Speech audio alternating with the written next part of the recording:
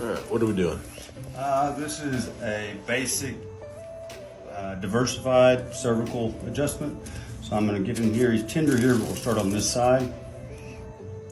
And little rotary component. This side's going to be nicer. Sounded good.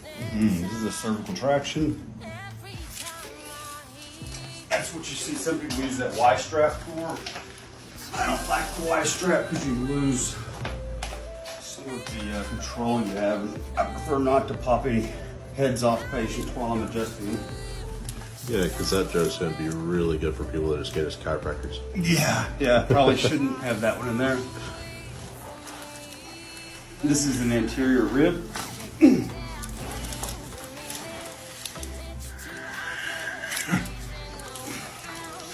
And Braden, does that feel good? It feels amazing.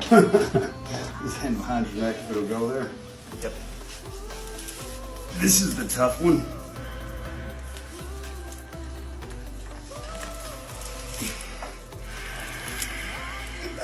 Probably not. Oh, I did, thank you. I didn't think it was gonna go up so tight. You feel it? Yeah. Go ahead and lay on your side facing me.